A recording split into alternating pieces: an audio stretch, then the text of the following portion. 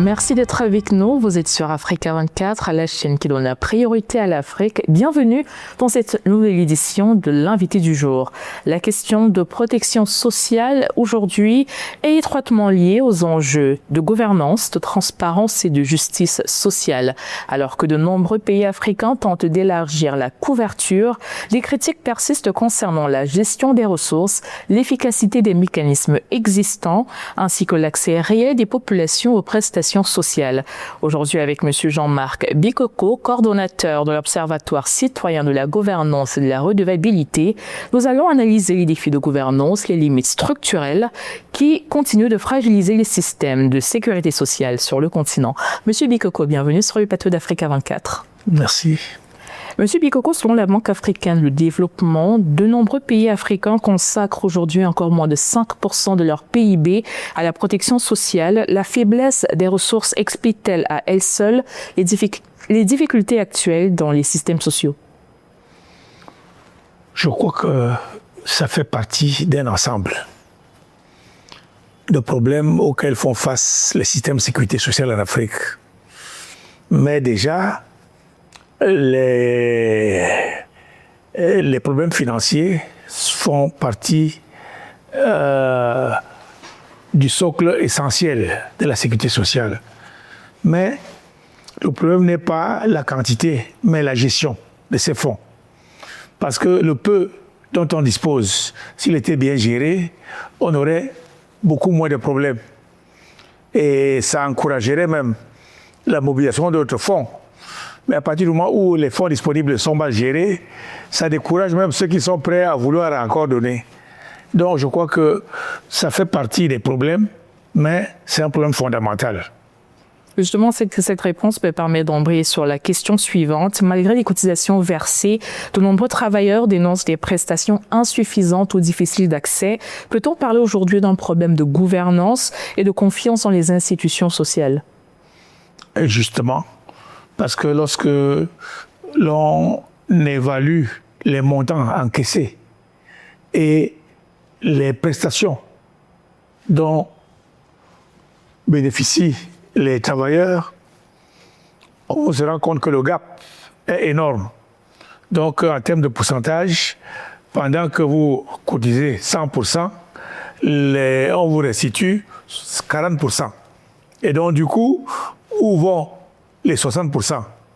Et c'est à cette question qui ne retrouve pas de réponse, qui fait que beaucoup de travailleurs ne font pas confiance à la sécurité sociale. Et surtout que, selon la CIPRES, la gouvernance des caisses de sécurité sociale se fait de façon rotative. Et généralement, elles doivent être dirigées par les travailleurs, qui sont les premiers cotisants. Mais vous avez beaucoup de pays, on vous met des gens qui ne sont pas choisis par les travailleurs, mais qui bénéficient des décrets discrétionnaires de l'administration. Et donc, du coup, ces manœuvres politiques qui viennent un peu distraire la sécurité sociale, qui a besoin d'un consensus national, fragilisent un peu beaucoup plus la sécurité sociale dans nos pays.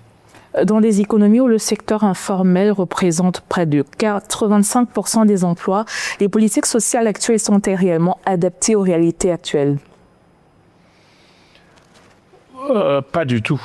Pas du tout, parce que la sécurité sociale est un mécanisme qui nous a été rétrocédé par nos colonisateurs. Et donc, du coup, les États africains n'ayant pas pris le temps de se l'approprier et de le contextualiser, ils se retrouvent bloqués par les réalités locales. Donc il est temps de revoir un peu ce système qui a été importé pour que dans chaque pays qui a son contexte précis, on puisse l'adapter aux réalités locales. Et je crois que les ressources humaines sont préparées pour ça. On a une expertise assez avérée avec des exemples de pays qui ont essayé d'expérimenter des mécanismes qui sont louables et que les autres pays peuvent capitaliser et les contextualiser en fonction de leur réalité. Justement, on va parler de pays qui ont fait des progrès louables. J'ai quelques exemples, notamment le Rwanda et le Ghana, qui ont engagé des réformes importantes en matière de couverture sociale, notamment santé. Quelles leçons le Cameroun et d'autres États africains peuvent-ils tirer de ces expériences? Il suffit juste d'essayer de découvrir de quoi il est question.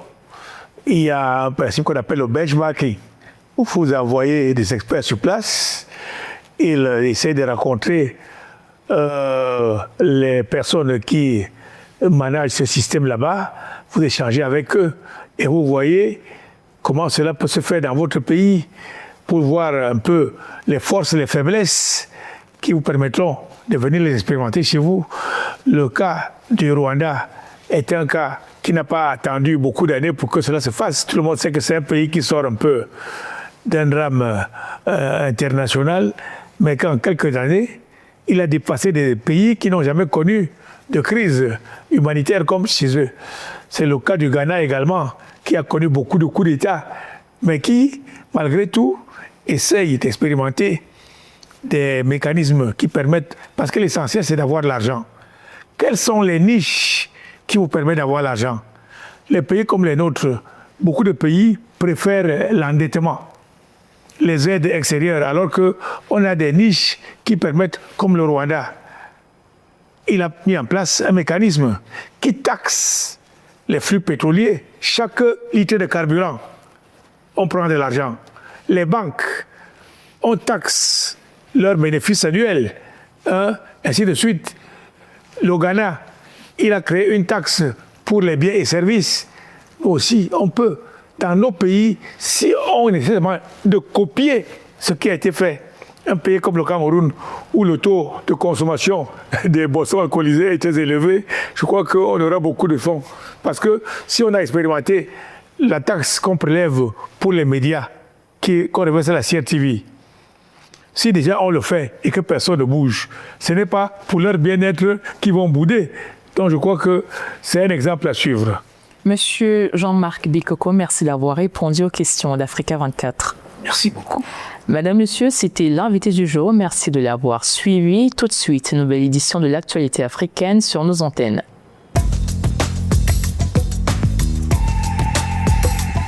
Merci beaucoup.